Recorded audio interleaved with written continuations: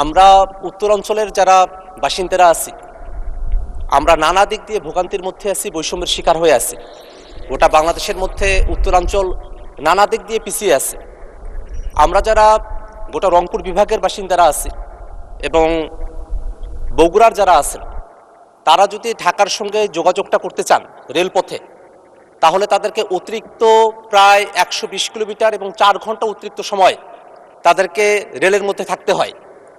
মাননীয় স্পিকার, আমরা যদি ঢাকা থেকে উত্তরবঙ্গের দিকে রওনা করি, তাহলে সিরাজগঞ্জ থেকে বগুড়া পর্যন্ত আমরা সরাসরি যেতে পারি না। আমাদেরকে বগুড়াও যদি যেতে হয়, তাহলে নওগাঁ, নাটোর, পাবনা 3 জেলা ঘুরে এসে তারপরে আমাদেরকে বগুড়ায় যেতে হয়। এবং এই কারণে যেখানে এখন ঢাকা থেকে বগুড়ার রেলপথের দূরত্ব প্রায় 400 কিলোমিটারের কাছাকাছি, যদি বগুড়া থেকে সিরাজগঞ্জ পর্যন্ত একটা টানা রেল লাইন থাকতো, তাহলে এই দূরত্ব প্রায় 120 কিলোমিটার কমে আসতো।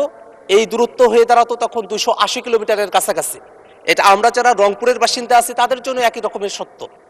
আমাদের ঢাকা থেকে রংপুরের এই রেলপথের দূরত্ব 550 কিলোমিটারের মতো। যদি বগুড়া থেকে সিরাজগঞ্জ পর্যন্ত টানা রেলপথটা নির্মাণ করা হয়, 70 থেকে 80 কিলোমিটারের মতো হবে। বগুড়া থেকে সিরাজগঞ্জ পর্যন্ত এই টানা যে রেল লাইন আছে, সেটা নির্মাণের কথা তিনি বলে এসেছেন।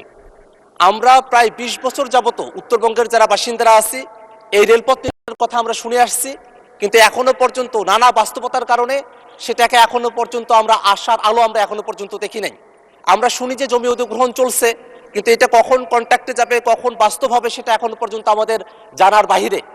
যদি উত্তরাঞ্চলের যারা বাসিন্দারা আমরা আছি, রংপুর, গাইবান্ধা, লালমনিরহাট, কুড়িগ্রাম, এই জেলাগুলো, পাশাপাশি দিনাজপুর, ঠাকুরগাঁও, পঞ্চগড়, নীলফামারী, জয়পুরহাট, বগুড়া, পুরো যে অঞ্চলটা আছে উত্তরাঞ্চল, এই উত্তরাঞ্চলের কোটি কোটি মানুষেরা, লাখো লাখো মানুষ যাদেরকে ঢাকা আসা যাওয়া করতে হয়, তারা যদি এই রেলপথ নির্মাণটা করা হয় বগুড়া থেকে সিরাজগঞ্জ পর্যন্ত, তাহলে তারা অনেক ভোগান্তি থেকে তারা রেহাই পাবে।